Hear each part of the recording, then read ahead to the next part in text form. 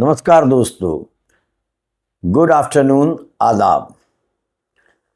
2026 का पहला दिन 1 जनवरी रात से हम शुरू कर रहे हैं पाकी संवाद, जहां शब्द डरते नहीं।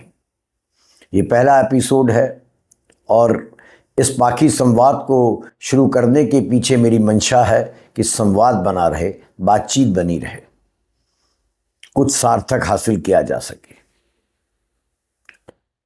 आपको एक कविता सबसे पहले सुनाता हूँ।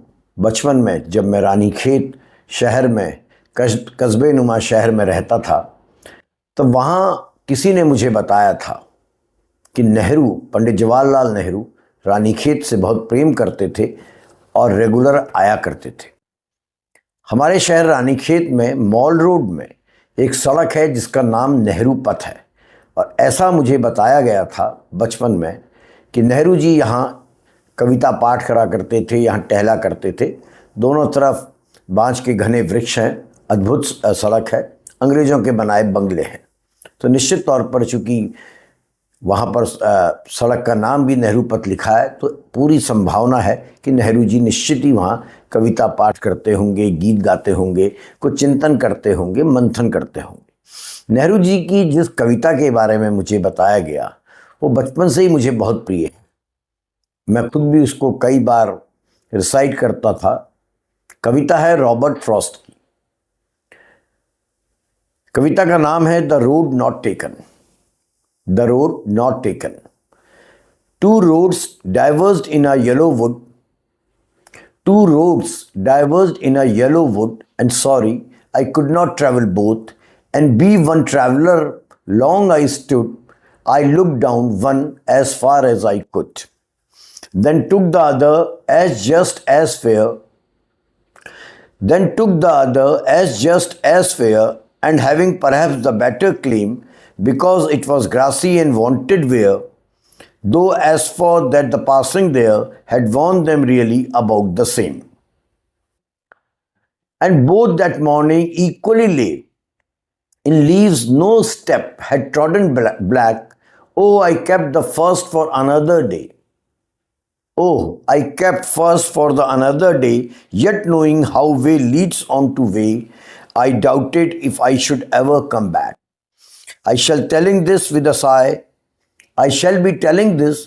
sigh, somewhere ages and ages hence, two roads diverged in a wood, and I took the one less travelled by. I took the one less travelled by, and that has made all the difference. कितनी अद्भुत कविता है। तो पाकी संवाद, जहाँ शब्द डरते नहीं, जहाँ शब्दों का शोर नहीं है, उसकी शुरुआत इस कविता से समझने के जरिए करते हैं। रॉबर्ट फ्रॉस्ट की यह कविता द रोड नॉट टेकन, और इसकी यह प्रसिद्ध पंक्ति two roads diverge in a wood, and I took the one less travelled by. आज के समय में मुझको लगता है, और शायद आपको भी लगता होगा, साहित्य के हर पाठक को लगता होगा कि कविता सौंदर्य मात्र नहीं रह गई है, बल्कि वो हमारे राजनीतिक व्यवहार, हमारे सामाजिक चरित्र और आपाधापी से भरे हमारे जीवन, कोलाहल से भरे हमारे जीवन का सटीक स्वरूप बन गई है। रॉबर्ट फ्रॉस्ट ने, आप गौर कीजिएगा, जिस जंगल की कल्पना की है या जिस जंगल के बारे में अपनी इस कविता में कहा है, वह आज हमारे चारों तरफ बिखरा हुआ है, फैला हुआ है। चाहे वो टेलीविज़न की बहसों में हो, सोशल मीडिया की टाइमलाइन में हो, सोशल मीडिया में सुबह से लेकर शाम तक चल रही रील्स में हो, हमारे नेताओं की चुनावी भाषणों में हो, या फिर हमारे अपने निजी फैसलों की उलझनों में हो। ये जंगल हमारे चौतरफा पसरा हुआ है। आज की राजनीति को देखें तो यहाँ भी दो नहीं बल्कि अनेक रास्ते एक साथ फूटते दिखाई देते हैं, और इनमें से सबसे ज़्यादा चले जाने वाला रास्ता है भीड़ के साथ चलने का, भीड़ को अपने साथ लेकर चलने का, लोकप्रिय नारों को दोहराने का, जुमलों को उछालने का, और सत्ता के शोर में आम आदमी की आवाज़ को विलीन कर देने का। और एक दूसरा रास्ता है असहज सवाल पूछने का, जो कठिन रास्ता है, डिफ़िकल्ट क्वेश्चंस को पूछने का, अलोकप्रिय सच को कहने का या सत्ता या विपक्ष दोनों से समान दूरी बनाए रखने का।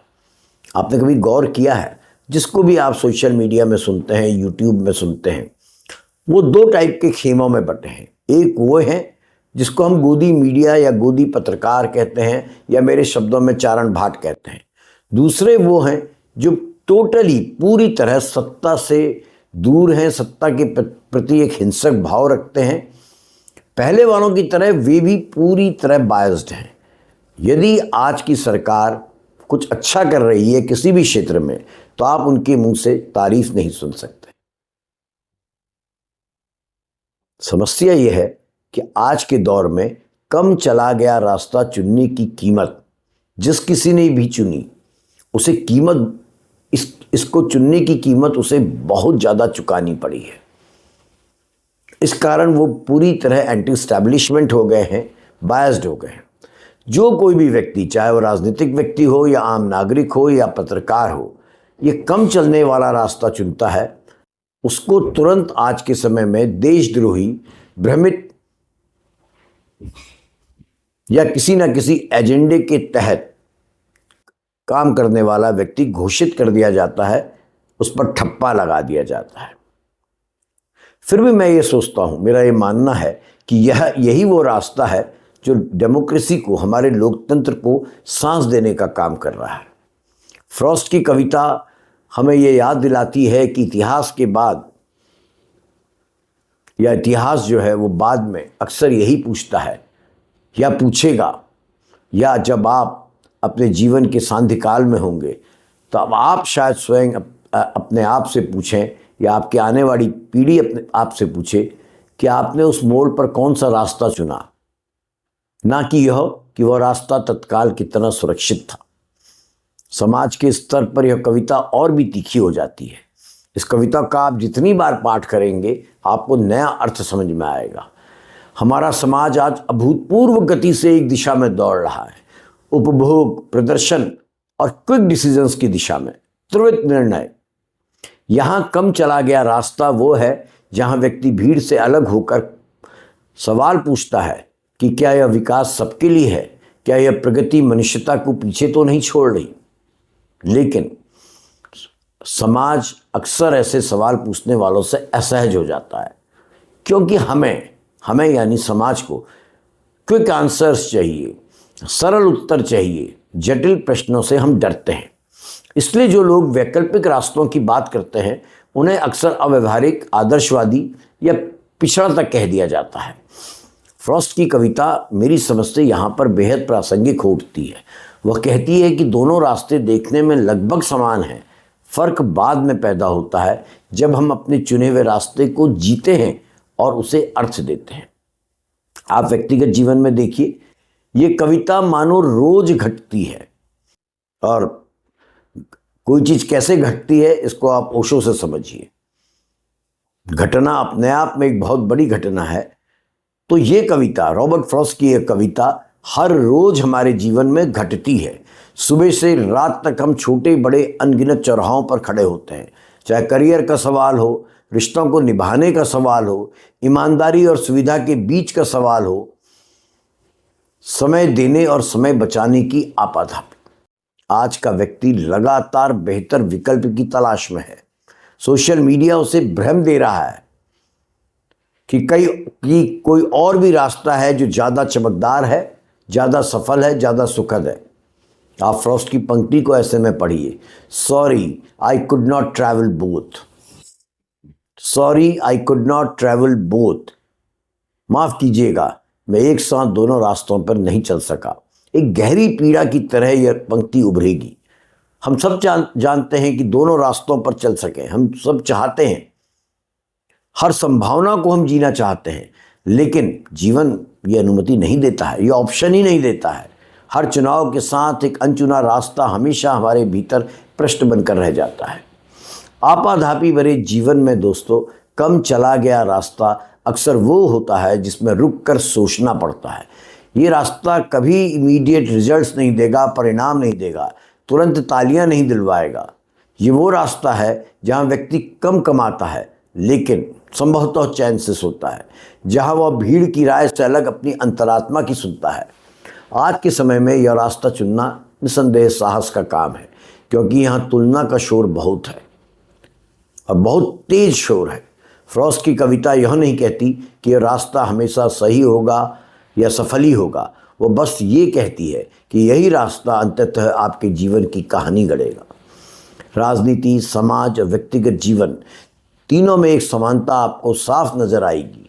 हम अपने फैसलों के क्षणों में यह नहीं जानते कि कौन सा रास्ता हमें कहाँ ले जाएगा। फ़र्क यह नहीं कि रास्ता कितना कम चला गया था, फ़र्क यह है कि हम अपने चुनाव के साथ कितनी ईमानदारी से खड़े रहे। फ्रॉस्ट का डिफरेंस सफलता या विफलता का पैमाना नहीं है, बल्कि पहचान का है। याद रखिएगा, हम वही बन जाते हैं जो हम चुनते हैं, और उससे भी ज़्यादा जिस चुनाव की जिम्मेदारी हम उठाते हैं। आज जब हर ओर शोर है, तेजी है और निर्णयों की जल्दीबाजी है, यह कविता हमें ठहर कर देखने का साहस देती है। वह हमें यह नहीं सिखाती कि भीड़ से अलग हो जाना महानता है, बल्कि यह सिखाती है कि भीड़ में या भीड़ से बाहर जहाँ कहीं भी हम हों, जहाँ कहीं भी जाएं, वहाँ सोच समझ कर जाएं और बाद में अपने फैसलों को कोसने के बजाय उसे अर्थ दें। शायद यही वजह है कि दशकों बाद भी यह कविता मुझ सरीखों को आज की राजनीति की बेचैनी, समाज की दिशाहीनता और हमारे निजी जीवन की उलझनों में उतनी ही जीवित महसूस होती है। मैं समझता हूँ ऐसा इसलिए है कि क्योंकि हर पीढ़ी, हर व्यक्ति किसी न किसी मोड़ पर खड़ा होकर यह सोचता जरूर है, कहता जरूर है, जंगल में रास्ते अलग हो गए थे और मुझे किसी एक को चुनना ही था। तो मित्रों, हम पाखी के अब अगले एपिसोड में, जैसा मेरा मन था कि पहला एपिसोड में जब मैं इस पर चिंतन कर रहा था, सोच रहा था कि किस विषय पर बोला जाए, बातचीत की जाए, और तब मुझे रॉबर्ट फ्रॉस्ट की यह कविता याद आई और तभी एक दूसरे कवि याद आए, एक हिंदी कवि याद आए, भारतीय कवि याद आए, और मुझे लगा कि आज के दौर में, मौजूदा समय में उनको याद करना बहुत ज़रूरी है, उनकी कविताओं को याद करना बहुत ज़रूरी है। तो मैं अगले एपिसोड के लिए आपके पास यह आग्रह छोड़े जा रहा हूँ, ये प्रश्न छोड़े जा रहा हूँ कि आप मुझसे संवाद करें, मुझे सलाह दें कि यदि नागार्जुन आज होते तो वो क्या सोचते और उनकी कविता क्या कहती। इंदू जी क्या हुआ आपको, सत्ता के नशे में भूल गई बाप को, ये कहने वाले नागार्जुन मौजूदा दौर में किससे इस प्रकार के तीखे प्रश्न करते, और क्या वर्तमान माहौल में वो ऐसा प्रश्न करने का साहस रखते, अथवा बहुत सारे बुद्धिवादियों की तरह, हमारे दौर के लेखकों की तरह खामोश हो जाते।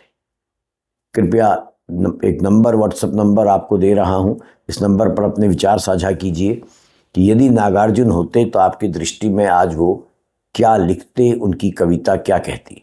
धन्यवाद।